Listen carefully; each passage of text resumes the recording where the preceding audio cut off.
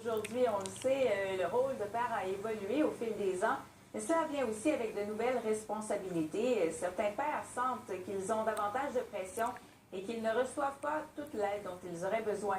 Émilie Pelletier. Chris Pellerin s'est retrouvé il y a 3 ans au terme d'une séparation et d'un temps en prison avec la garde complète de ses 2 enfants. Pris au dépourvu, il a eu besoin d'un coup de pouce. Moi, dans ma vie, j'avais besoin de l'aide comme père. Puis j'ai cherché dans la grande montagne, puis j'ai rien trouvé.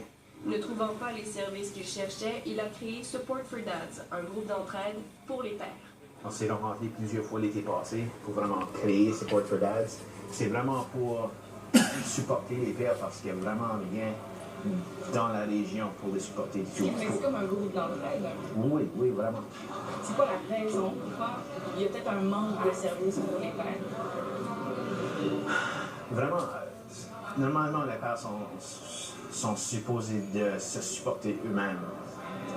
C'est ce qu'on y dit comme des hommes. Puis vraiment, c'est pas la vérité. On a besoin de support quand même. Une situation que Jennifer Anford a observée souvent.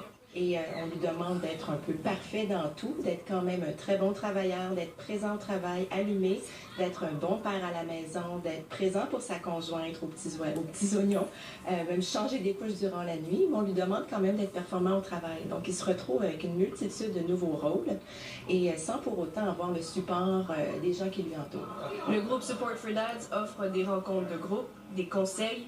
Certains sont en couple, d'autres séparés. Les uns cherchent des conseils financiers, les autres des façons de mieux vivre leur paternité. L'important, c'est que ce soit adapté aux pères.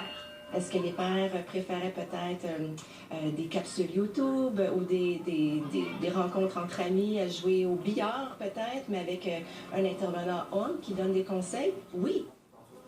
Alors pensons à l'extérieur de la boîte et offrons des services qui peuvent être adaptés à ce que les pères vivent pour les sortir justement de ce sentiment d'isolement-là, de noirceur, mais qui n'en parleront pas. On ne parle pas de dépression chez les nouveaux pères, on parle de postpartum chez la mère, mais on serait vraiment surpris du nombre de pères qui m'ont confié vivre beaucoup de symptômes de dépression, mais jamais n'y rechercher de l'aide. La chercheuse, comme le groupe de pères, se battent finalement pour que les pères prennent la place qui leur revient, mais surtout pour qu'on leur permette de l'apprendre.